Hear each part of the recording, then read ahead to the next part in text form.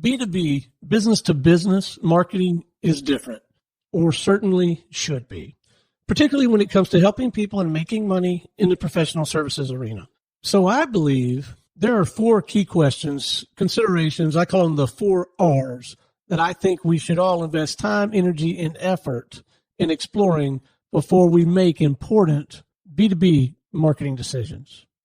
The first R is reality, current reality. For most consultants, coaches, attorneys, CPAs, anyone who provides specialized knowledge and expertise to serve other business people, traditional consumer marketing approaches are simply too slow, too expensive, and worst of all, they're unpredictable. So the first question I believe that we should be asking ourselves is around this idea of current reality. Is this my reality? Is this what I'm saying true for my business? How am I creating new opportunities now? Is it slow? Is it expensive? And are my results unpredictable? The second key question to consider, I believe, is relationships. Here again, I submit to you that for most of us in the B2B arena, the lifeblood of our business is relationships. We don't need 10,000 more Facebook friends, email subscribers, or page views. What we need, what would really move the needle in our business, is 10 more genuine relationships. 10 more people who will take our call or meet with us in person.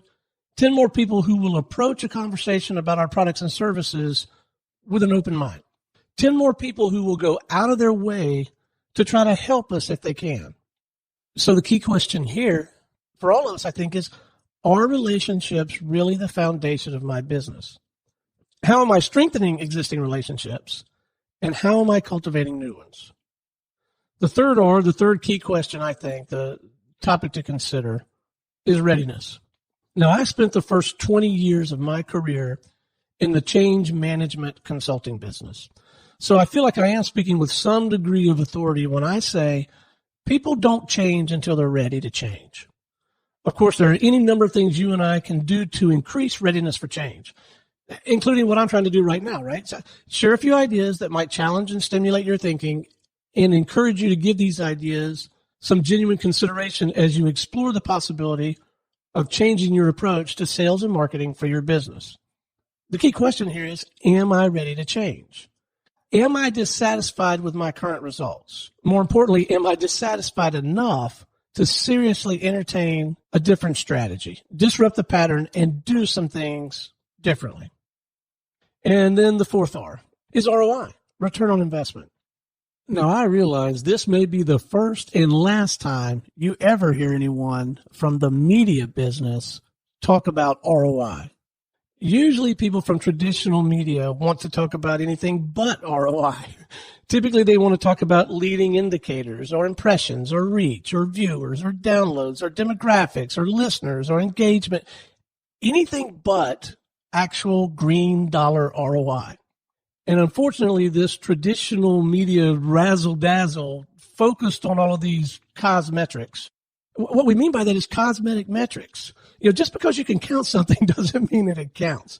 But because of this inappropriate, we believe, focus on cosmetrics that are so prolific and so seductive, many people listening to this right now may not even know how to calculate, much less predict or intentionally create ROI. And if that's the case for you, please don't be embarrassed. It's not your fault. You probably haven't had much practice. It's just not a normal part of the process, typically, a lot of times with marketing, period, but almost always with traditional approaches to media as a tool for marketing.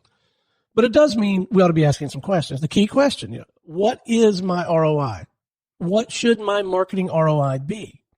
Do I have or should I have a marketing ROI discipline? And marketing ROI is different. It requires a different level of diligence, attention, rigor, and discipline. You think investing in options or lamp oil or pork bellies or anything in the financial markets is high stakes, high pressure? Consider this. Look, you give your stockbroker $100 or you buy an equity for $100. and then 6 weeks from now, it's worth $125. You're up 25%. You're up $25.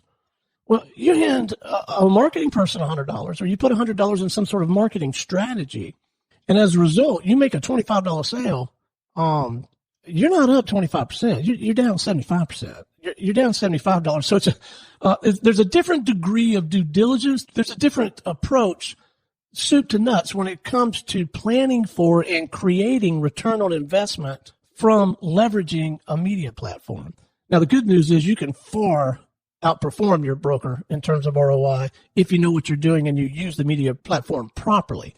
But this ROI question is so critical, so foundational, so fundamental to using the platform to help people to make money. And I think we ought to be talking a lot more about it before we ever pull the trigger on anything. So those are the 4 key questions, the 4 R's: reality, relationships, readiness, and ROI. If you'd like to get together and talk about any or all of this with me personally, don't hesitate to reach out. You can book some time that fits your calendar and mine if you just go to bookstonefoam.com.